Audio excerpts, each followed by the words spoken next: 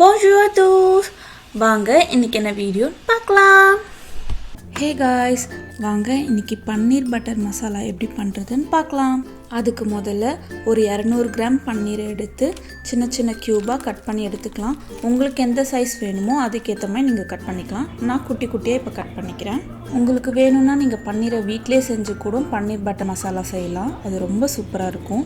நான் இப்போ கடையில் வாங்கி தான் பண்ணுறேன். கண்டிப்பாக நெக்ஸ்ட் வீடியோவில் பன்னீர் எப்படி பண்ணணுன்றதை நான் ரெசிபியாக போடுறேன். பன்னீர் பட்டர் மசாலா செய்யறதுக்கு முதல்ல அதுக்கு ஒரு பேஸ்ட் ரெடி பண்ணிக்கணும். அதுக்கு தேவையான பொருட்கள்: ஒரு வெங்காயம், 2 பல் பூண்டு, 1 இன்ச் சைஸ் இஞ்சி, 4 தக்காளி, 5லேருந்து 6 முந்திரி. இப்போ ஒரு பேனில் 1 டேபிள் ஸ்பூன் பட்டர் ஆட் பண்ணி அது கூட வெங்காயம், தக்காளி, இஞ்சி, பூண்டு, முந்திரி இதெல்லாத்தையும் மிக்ஸ் பண்ணிவிட்டு தக்காளி நல்லா சாஃப்ட் ஆகுற வரைக்கும் மூடி போட்டு வேக வச்சு எடுத்துக்கலாம். இப்போது தக்காளி வெங்காயம் நல்லா வெந்ததுக்கப்புறமா அதை கம்ப்ளீட்டாக ஆற வச்சிடணும். ஆற வச்சதுக்கப்புறமா ஒரு மிக்சியில் போட்டு மையாக நல்ல ஒரு பேஸ்ட் பதத்துக்கு அரைச்சி எடுத்துக்கணும். இப்போ பார்த்திங்கன்னா தக்காளி வெங்காயம் நல்லா அரைச்சாச்சு.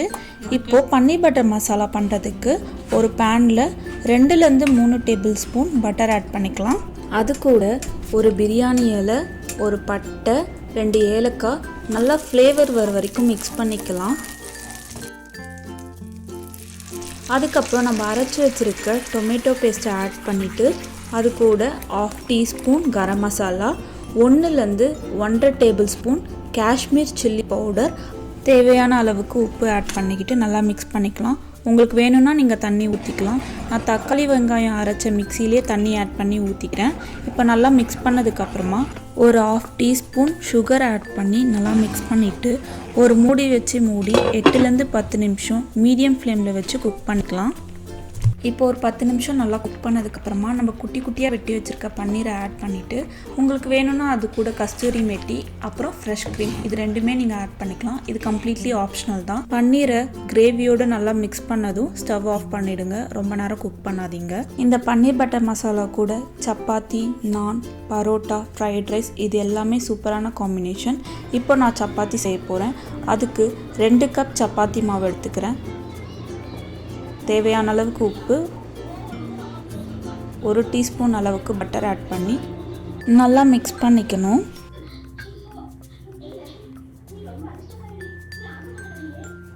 அதுக்கப்புறம் தேவையான அளவுக்கு கொஞ்சம் கொஞ்சமாக தண்ணி ஆட் பண்ணி நல்லா பிசைஞ்சு எடுத்ததுக்கப்புறமா அது மேலே கொஞ்சமாக ஆயில் அப்ளை பண்ணி ஒரு 1/2 அன் ஹவர் நல்லா ஊறட்டும்.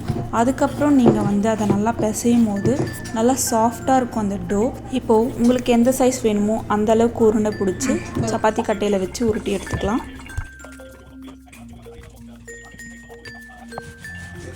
இப்போது ஒரு தோசைக்கல்ல மீடியம் ஹீட்டில் வச்சு ஹீட் பண்ணதுக்கப்புறமா நம்ம உருட்டி வச்சுருக்க சப்பாத்தியை போட்டு கொஞ்சமாக ஆயில் விட்டு 2 சைடும் திருப்பி போட்டு எடுத்தால் சப்பாத்தி ரெடி.